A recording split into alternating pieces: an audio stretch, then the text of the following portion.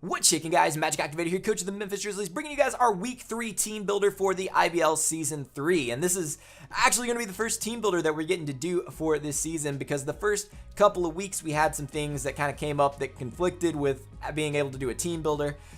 Week 1, we played against Steve, and I literally just didn't have time to do the team builder before our match because we had such a difficult time scheduling because of our work schedules and everything that I was literally team building all the way up until it was time for our battle. Like, there was no in-between time or anything, and we ended up having the battle at like midnight. It was pretty nuts. So the only way I could have done a team builder for week 1, it would have been if I had done it after the battle, and I really don't like doing that with team builders because the whole point of a team builder is to talk about your strategy going into the battle, and it's hard to focus on that when you already know what's going to happen and everything. So didn't do a team builder for week 1 for that reason. And then week 2, unfortunately, Venom Star, who was supposed to be our opponent for that week, had to forfeit because he was getting ready to go on a pretty big trip and he's going to be gone for a while.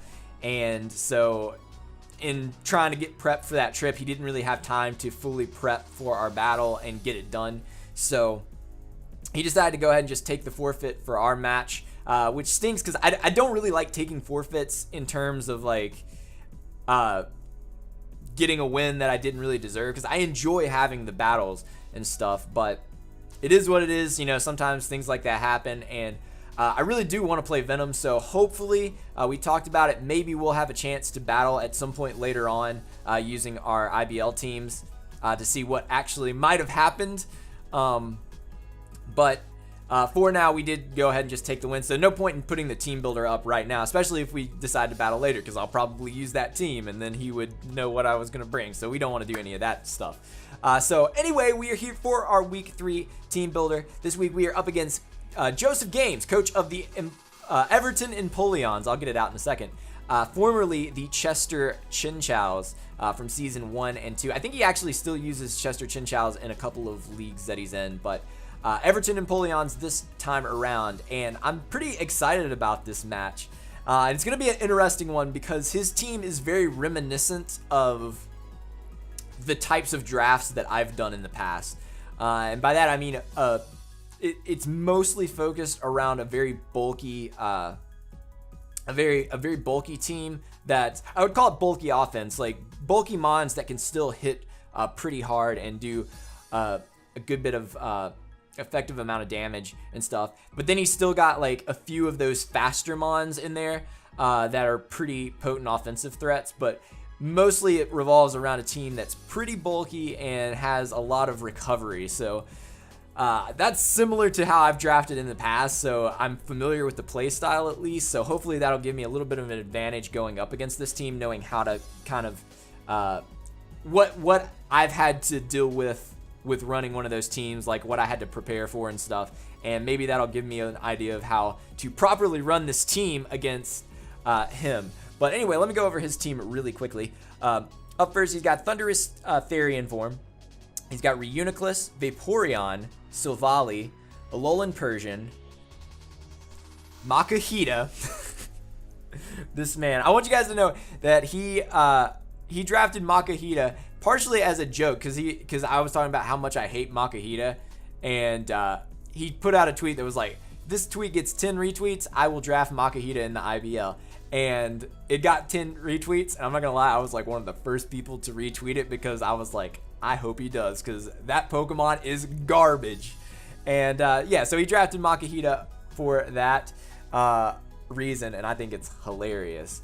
And also, I'm slightly angry because it's Makahita. Like, just the fact that this thing is around and I have to think about it is just triggering, honestly. But outside of that, he also has Mega Venusaur, which is, for those guys who don't know, that's always the Mega that I tend to draft in Draft League. I did want to get a different one this time around, but Mega Venusaur has been my Mega in like every other draft I've done, so it's almost a personal insult to have Mega Venusaur and Makahita on the same team. I'm just going to say that.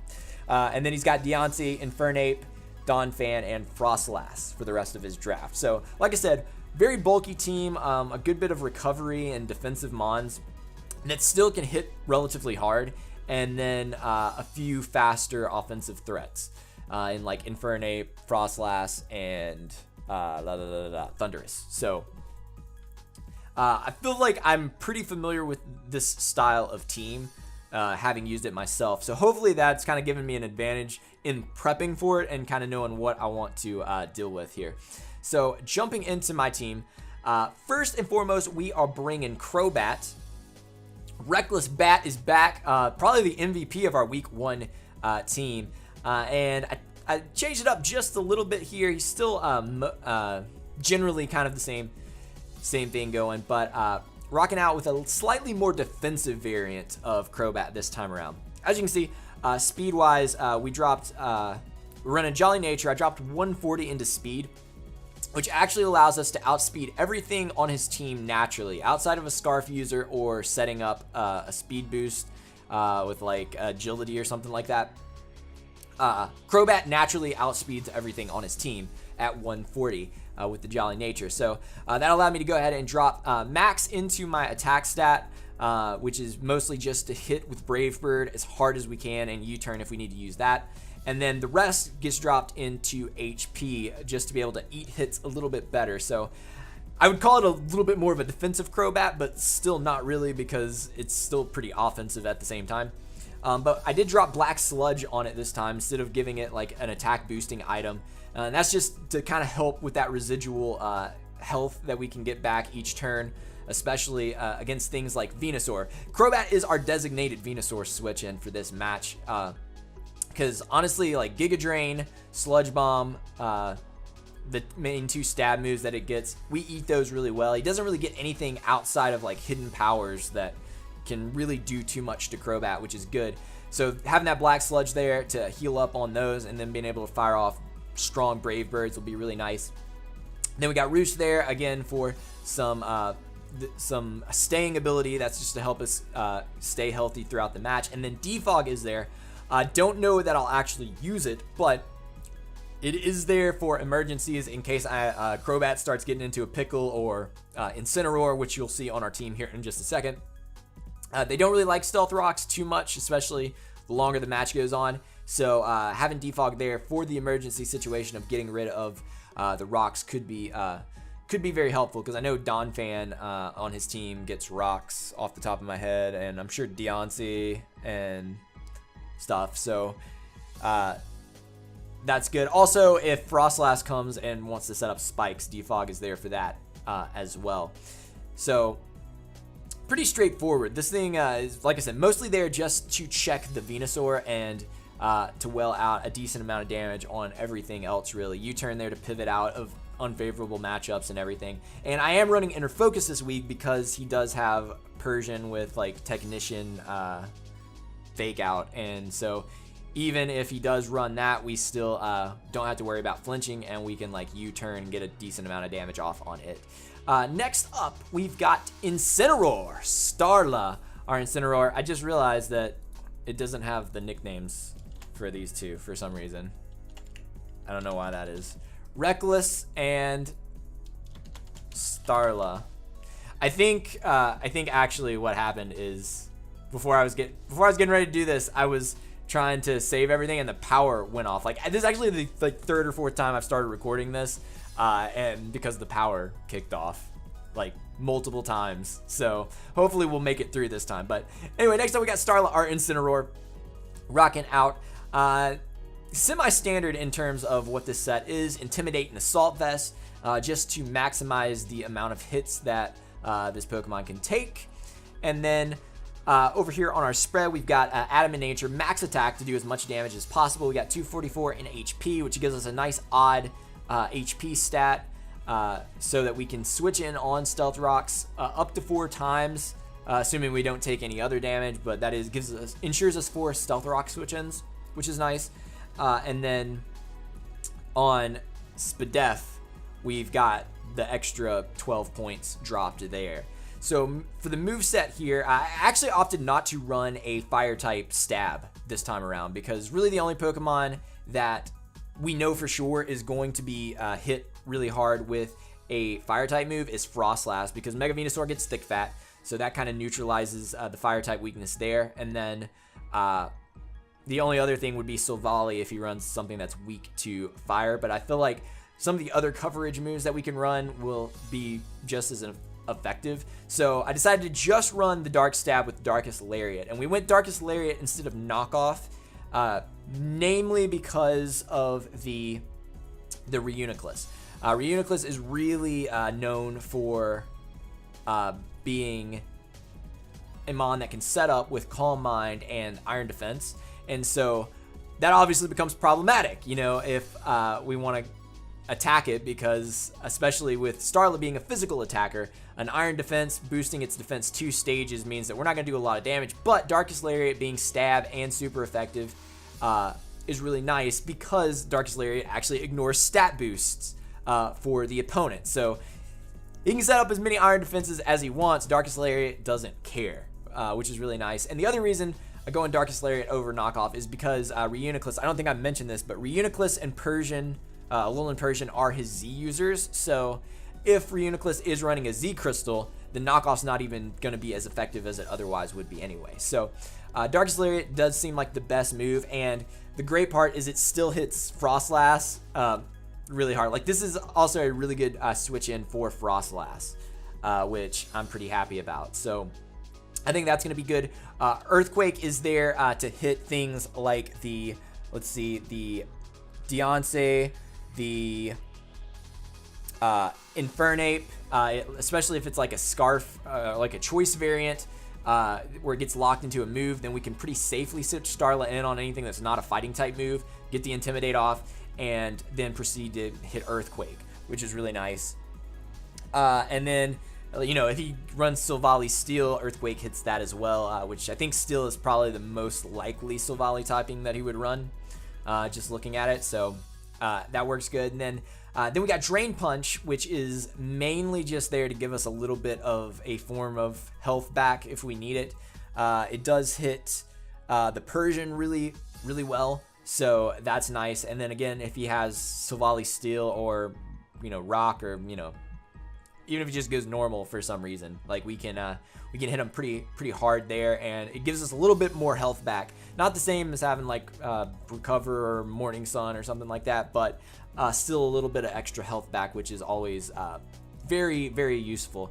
And then the last slot I went ahead and put U-Turn, which is there for pivoting, obviously, and it does give us a little bit of a dynamic because it means that we can kind of slow pivot on some of those faster mons as well, because Starla is a bulky mon. We can send it in, we can have it in, take a hit, and then get a clean pivot into something else, whether that be Crobat or our Mega Gardevoir or Zygarde or whatever later on, which will be really, really nice to be able to switch in without taking any damage if need be, and still getting that that bit of initiative. So that is the moveset for Starla. I think it should work pretty effectively. Next up, we've got a first timer in this match. We've got Pacifist Run, our Tangrowth. I don't know why it saved the nicknames for all the last ones, but not the first two. That's weird. Anyway, Pacifist Run, our Tangrowth, rocking a pretty, this is pretty standard for sure. Salt Vest Regenerator, and the main reason that I think that this thing is coming is because it's kind of the only thing I have that can freely, or that can safely switch in on the Thundurus. Like, I don't really have a Thundurus switch in outside of just like letting something go down and then bringing something else in behind it. I mean, I guess Zygarde or Piloswine could kind of switch in on it, but with it running HP Ice for Zygarde, like, that's not something that I really want to deal with, to be honest. So so this is going to kind of have to be our designated switch in for Thundurus. Rocking out pretty standard stuff, like I said. 252 in HP to maximize and special defense with a sassy nature. That's to maximize its Spadef to be able to take those hits from Thundurus. And then the last 4 goes into special attack because it does actually ensure us like an extra point of, or an extra point percentage of damage. So I didn't really see it. Like, it was, when I was figuring out EVs and stuff, it looked more efficient to put the extra 4 in special attack than it did defense. It actually made more of a difference than I expected. So 4 in special attack, rocking Giga Drain, which is obviously stab, helps us keep healthy. Gets knockoff, which is there for the utility, knocking off items and helping us potentially scout out what the what Z user he's going to be bringing, or if Reuniclus are Alolan Persian or even running Z crystals. So if we can get a knockoff on either of those things, that's helpful. And then Earthquake is there in case of the Infernape switch. We do at least have something to kind of hit back with. And then Hidden Power there, which is actually Hidden Power Ice type, but because of the way that Showdown does things funky, I wanted to make sure that it was showing the proper stats and everything. But it is HP Ice, and that, like I said, is there to hit the Thundurus. It also is a fairly safe attack to go on against the Donphan, because most likely if we bring this in on Donphan's going to switch out. So going for the HP Ice could be a pretty safe bet, I'm thinking. Then next up on our list, we've got Lord Drakon, our Zygarde, who we brought week 1, who never got to hit the field. Which now looking back on it, there were several opportunities that I should have just set up or sent in Zygarde, and we could have probably won that game a lot sooner. Granted, timer went down and we ended up losing like by 1 point. So,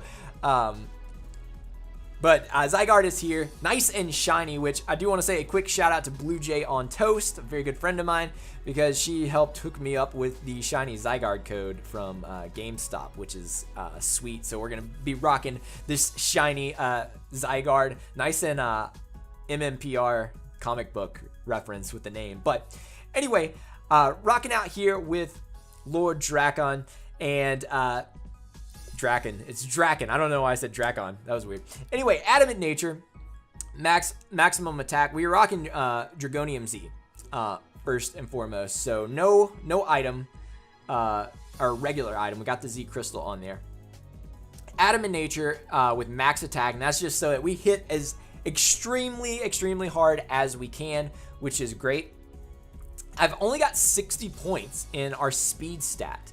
And the reason for that is because pretty much everything that's faster than Zygarde is going to outspeed us no matter what, you know? So putting any extra stuff in speed really didn't make much of a difference. There wasn't really any reason to. And then if they're running a Choice Scarf, even with a Dragon Dance up, they're still going to be outspeeding us. So why invest too much in speed?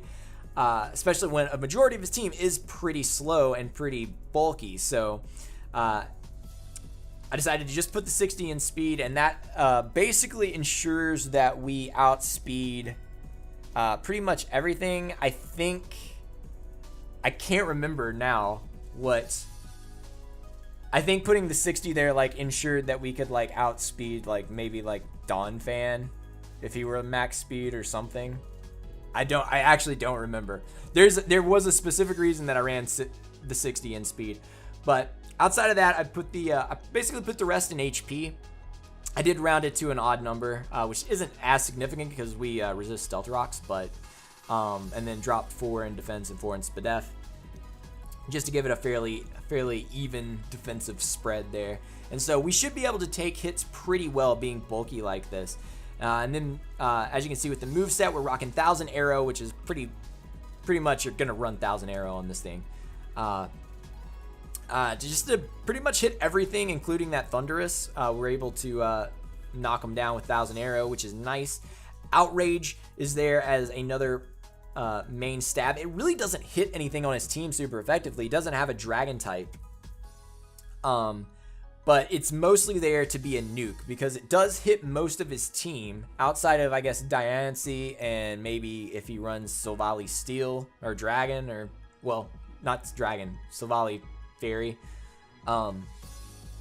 It pretty much hits everything really hard. And that's part of the reason that I put the Dragonium Z there is to just make my Dragon type stab hit all the much harder.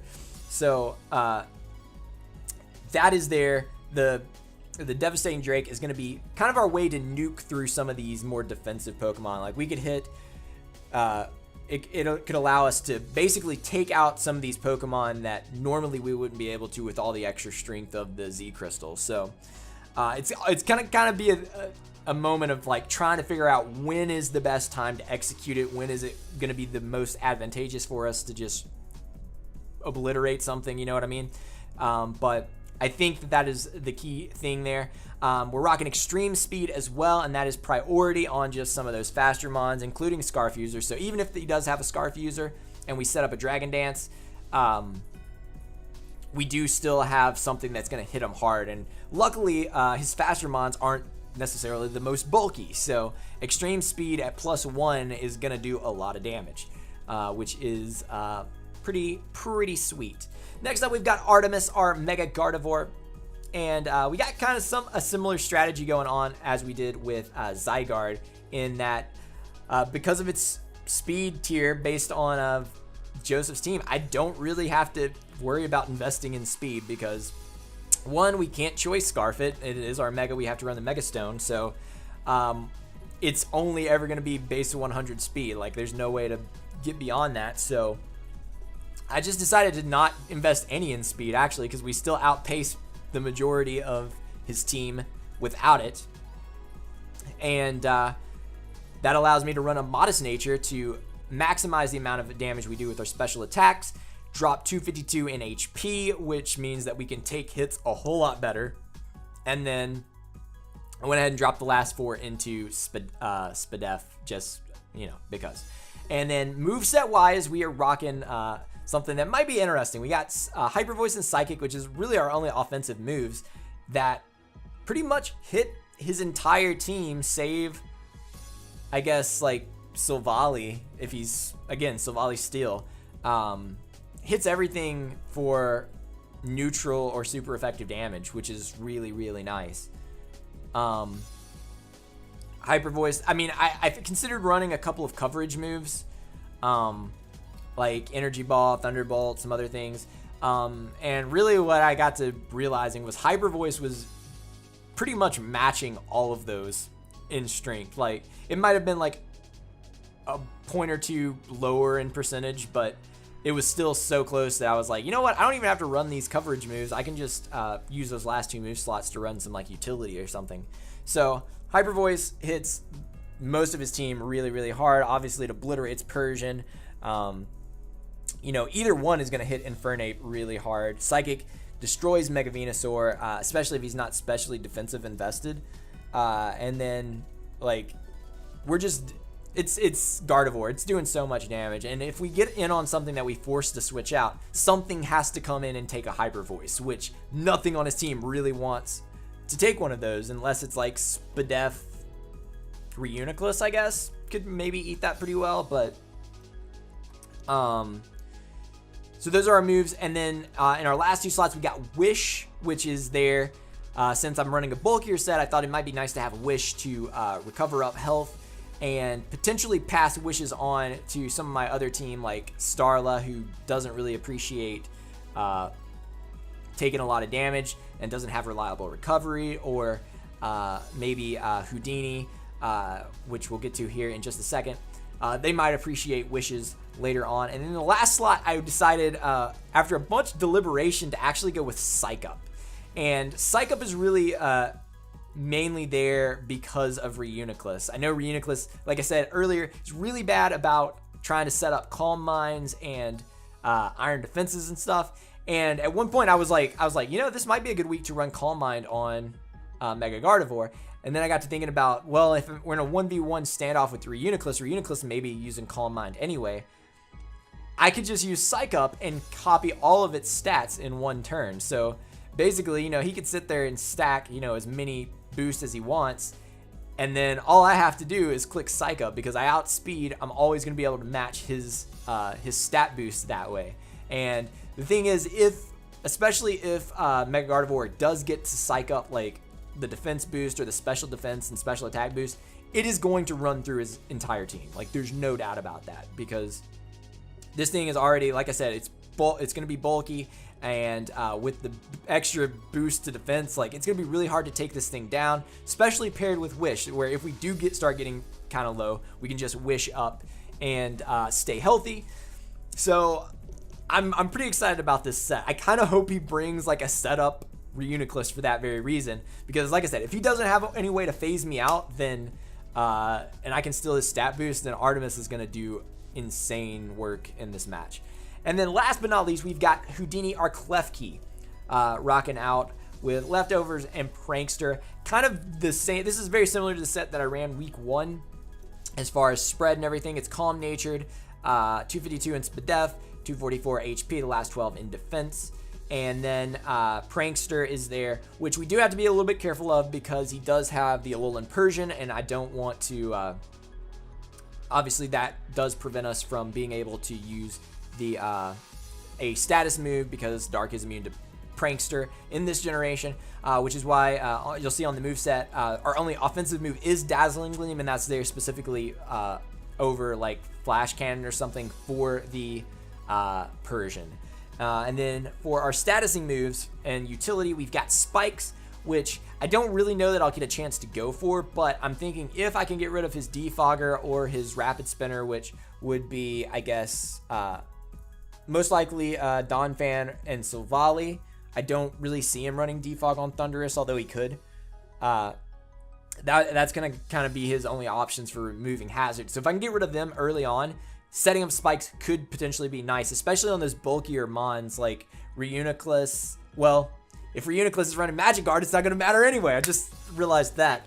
But even like Mega Venusaur, Diancie, like stuff like that, like being able to whittle those down with Stealth Rocks could be, or with Spikes could be really nice. And then we got Toxic there, which is there for things like Vaporeon mainly. If Reuniclus isn't Magic Guard, we can use it on that, which could be helpful. Potentially getting that, really just firing that off on anything, because he doesn't have Mega Venusaur, Reuniclus, and I guess, again, Silvally Steel or Silvally Poison are the only things that would be immune to it. So getting Poison off on really any of his bulky Mons will be very, very helpful. And specifically for this, I couldn't decide on the last status move I wanted to run. And then I realized that Klefki gets Heal Block, which is kind of nice, especially for things like that Vaporeon. If we get in a 1v1 against that thing, we can actually Toxic it, then use Heal Block, which is really nice because not only does it mean that he can't use any recovery, it also means that even if he switches out, whatever he switches in also can't use recovery, which is really, really nice for 5 turns. So Heal Block could be really, really helpful for us on stacking up some damage with Toxic, especially on some of these bulky Mons. So that is kind of the game plan here. Is we got Artemis and Lord Drakon that are there mostly to find the opportunity to get in, potentially set up, and just start picking things off. Reckless Bat, our Crobat, is here for to be the designated Venusaur switch in. Pacifist Run is there namely for the Thundurus, but also matches up against several things on his team. And then Starla, again for the Reuniclus, which is what I potentially see being the biggest problem for our team. And then Houdini there just for a little bit of utility and status. So I'm pretty happy about this matchup. I think this is a solid team for what we're up against. It's all going to kind of depend though on what he brings, how he decides to run his Mons, and we'll see what combo he brings. And if he brings that Makahita, man, we are going to obliterate that thing. That will be the one thing that brings me joy more than anything else in this match, is getting to just plow through Makahita.